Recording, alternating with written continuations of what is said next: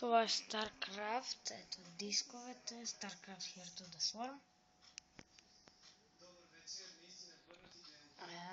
Това е където чакай.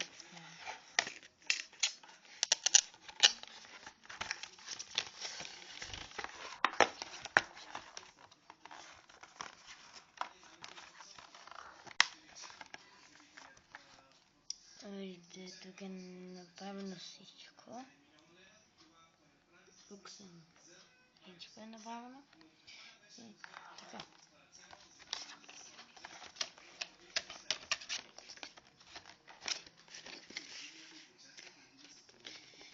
Това тук е на Heart Swarm.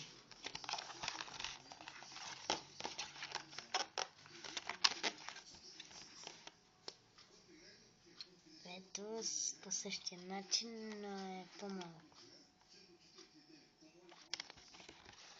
Това тук почти не е нищо. Така. Ето ги тук картите за да играеш Hearthstone.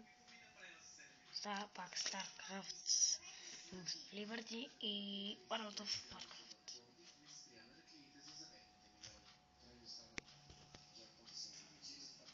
Да, ето и тук са дисковете.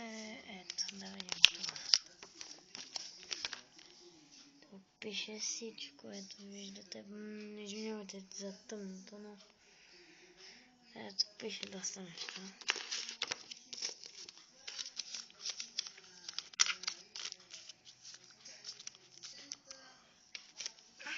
Сега да видим Wings of Liberty. Ето. Също тук, ето тук. Извинявайте. Ето така ще направя. Виждате, пише. Тук също пише. Това са двете версии. Но за да имате тази StarCraft Heart of the Swarm, първо трябва да имате ето тази StarCraft Wings of Liberty. Може да си ги поръчате от сайта Pulsar. Безплатна поръчка. И отдолу, ако искате да си поръчате тази, отдолу пише с червено. Трябва да го видите, че трябва да имате тази Wings of Liberty, защото това е допълнение. Ето. Така. И това е. Само да ви покажа нещо. Виждате тук. Виждате тук.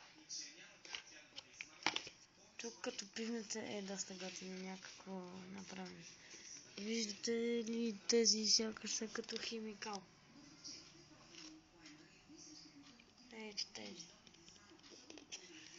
Така също и при Wings of Liberty. Тук няма такива като химикал, защото няма дравкани.